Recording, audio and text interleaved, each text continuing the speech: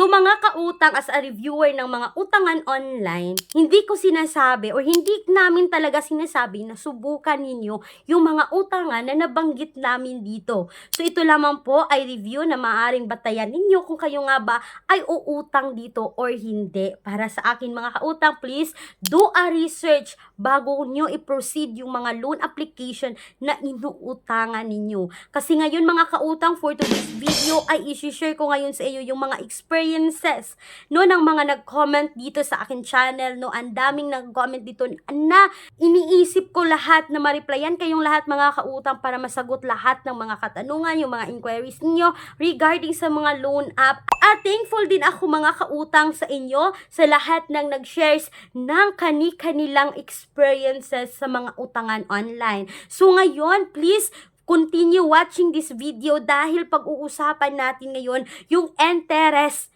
ng isang utangan na ito. At alam ko mga kautang na hindi na to bago sa inyo kasi ang dami na rin nakapagsubok dito. So bago natin yan sagutin, ito muna, i-share ko muna sa iyo. Sabi niya, 2 ang inaplayan ko. Grabe interest, agad-agad nasa GCash ko. Hindi ko man alam na ganun, tapos 7 days lang, due ko sa 31. Pwede bang ibalik ko na lang yung pinadala nila at bigyan ko na lang ng 10% na interest at burahin ko na lang yung apps. Sabi niya dito mga kautang, hindi ko din sila makontak. Pwede po kaya yon? Pasagot naman po. So mga kautang, may mga pagkakataon talaga no, na kapag tayo ay utang ng utang, tapos hindi natin talaga nakikita yung loan details at hindi naman natin masisisi yung iba kasi may mga utangan online na hindi mo talaga, kahit hindi mo pinusid yung inutang mo, is automatic na papasok yung utang mo sa GCash mo mga kautang. So ito na yung nangyari. Sabi niya pwede ba raw na hindi niya bayaran ng buo or yung kung magkano lang yung na-receive niya, yun lang yung ibabalik niya at tutubuan niya ng 10%. Mga utangan online na hindi papayag sa ganyan, no? Kasi kahit po na binayaran mo na yung principal amount, as long as may balance pa dyan mga kautang, no, hindi po yan makuklose yung account mo. Pwera lang, no, pwera lang mga kautang sa mga other loan application na sila na mismo yung tatawag sa inyo na to settle this amount to close your account. Pero ang iba mga kautang hindi, as long as bago pa lang, kasi siguro mga kautang nag-due ka lang ng 2 days, nag-overdue ka lang ng 3 days, 6 days, is tawag yan ng tawag mga kautang. So, i-compare natin ito yung naging experience ng kasamahan namin dito no, sa Peramax. Isa ako sa kasamahan dito sa Peramax na meron din channel na Peramax.ph mga kautang. Is yung kasamahan namin dito is na-approve po kay Morgold. So, kung nakita nyo na tong video na to about kay Morgold mga kautang, no, akalain nyo yan na sa 3,500, 2,1 na lang yung na-receive niya. At gusto sana namin na, or no, kasamahan ko na ibalik na lang sana yung 2,1. Tapos tutubuan kahit konti. Hindi sila papayag mga kautang, 3,500 talaga yung ibalik mo sa kanila. Kapag ganyan yung nais, talagang nanghaharas, tatawag na tatawag, pati mga contact list mo, tatawagan hanggang mga kautang umabot sila sa Facebook, kinukuha na yung mga image doon.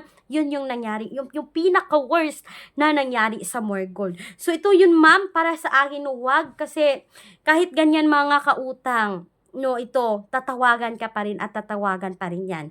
At ito pa mga kautang, sabi pa ng isang commenter dito, same situation po sa MF Cash. Yan mga kautang. Itong si MF Cash, is na-review ko na ito sa inyong mga kautang, na ang sabi niya dito, biglang pumasok sa GCash account ko, nag-automatic siya kahit hindi ko pa na-confirm yung loan.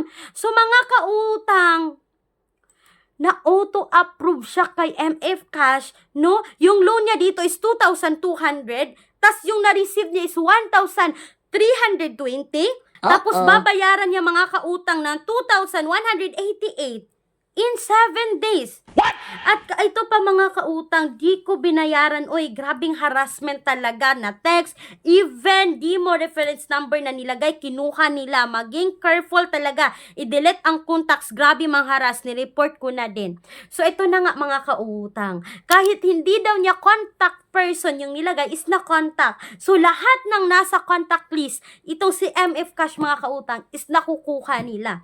no? Kasi nga, manghihingi sila ng permission to access our contact list.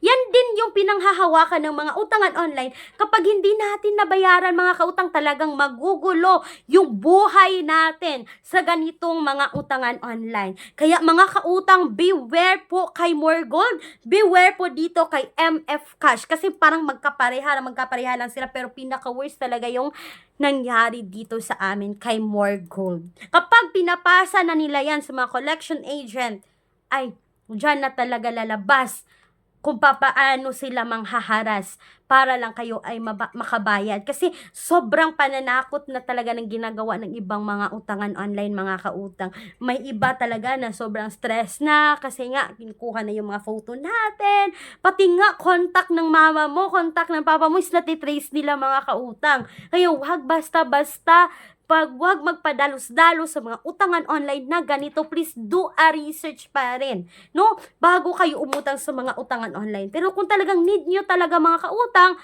na pang-emergency talaga, may mga alternatives loan app kami na pwede na yung bisitahin, pero make sure na kahit nandyan yan sa pen comment at sa description box ng video na to, please do a research pa rin regarding dyan sa mga loan application na yan para alam nyo yung positive side at yung negative side ng isang loan application bago kayo umutang.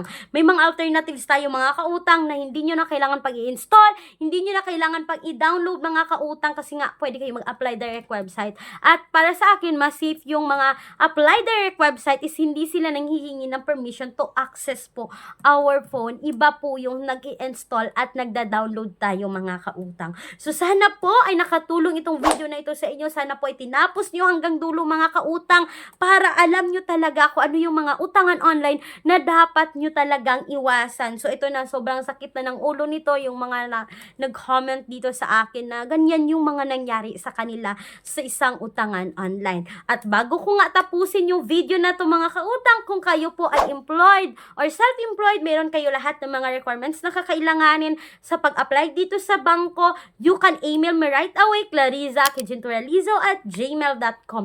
They offer mga kautang minimum of 20,000, maximum of 2 million pesos.